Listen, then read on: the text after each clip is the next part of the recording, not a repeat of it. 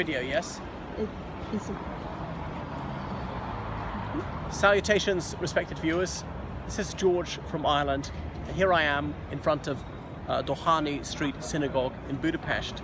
So this is the largest synagogue outside the United States. The largest one in the world is in New York City. So it's built in a neo-Moorish style at the end of the 19th century. There was a house on this site where Theodor Herzl was born. So he grew up speaking German more than Hungarian, because it being one of the major cities of the Habsburg Empire, German was the language to know. He became a journalist. He later worked mainly in Vienna, sometimes in Passau. Anyway, he was covering the trial of, I think it was Alfred Dreyfus in France, and he heard a crowd chanting "Death to the Jews," and this got him thinking that the Jewish community would only be safe when they had a land to call their own. And so that's why he wrote his book, The Jewish State, proposing that some territory be found in the world where Jewish people could emigrate to and form the majority and run their own affairs.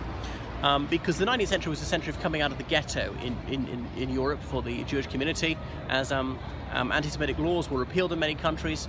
Napoleon had advanced this cause when he was ruling France and ruling much of Europe, many German states. And so Jewish people, they seized educational opportunities with alacrity, because previously many schools and universities had been closed to them. They'd advanced through their professions, but however, this had just really redoubled anti-Semitism. So a lot of people were bigoted against Jewish people for their ethnicity, and not just their faith.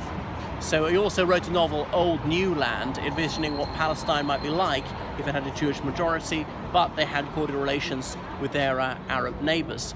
Sadly, that never quite came to fruition.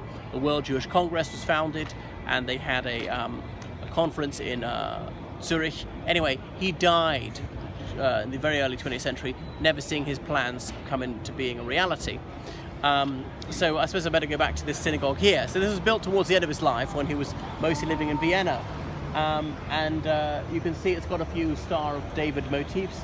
It's got the Hebrew script there, which I'm unable to read, I'm afraid. And Budapest had an enormous Jewish community, and Hungary was a state which repealed its anti-Semitic laws rather early. So Hungary had about 10% of its population being Jewish at the outbreak of the Second World War, and Budapest had over 20% of its population being Jewish. But every action has an equal and opposite reaction, and some people were bigoted against their Jewish neighbours. The Arrow Cross Party was founded in 1935 with Ferenc Szálasi as its leader, and they were viciously anti-Semitic. Some Jewish people had emigrated to Palestine, much of it which was later to become Israel. Admiral Horthy, he caved into pressure. He admitted he was always anti-Semitic, but he promulgated some anti-Semitic legislation. And the Third Reich was demanding he participate in the Holocaust. Several thousand Jewish people were murdered under him, particularly here in Budapest, in some cases machine gunned to death and thrown into the Danube. Now, it was about to get a lot worse when he was overthrown in October 1944, and Szálasi embraced the Holocaust with genuine zeal. And huge numbers of Hungarian Jews were put on trains and sent to death camps and gassed there and so forth. So that was that. So something like 2/3 of the Jewish community of Hungary was wiped out in the Second World War. Those who remained, many of them made Aliyah, so they moved to Israel. Quite a few Hungarian communist leaders were of Jewish origin, like Tibor Samueli, Bela Kun, Matyas Rákosi, and a few others. Some of them were actually partly Magyar as well in their ethnicity.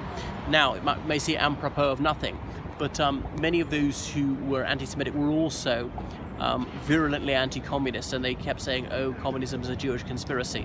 And that appeared to be plausible to some people. Obviously, communism is not a conspiracy of any ethnicity or any faith, even if you totally disagree with it. And if you think it's a dreadful thing, it's still wrong to try and pin it on one ethnic group. So there was a ghetto here in the Second World War, and huge numbers of people were killed here.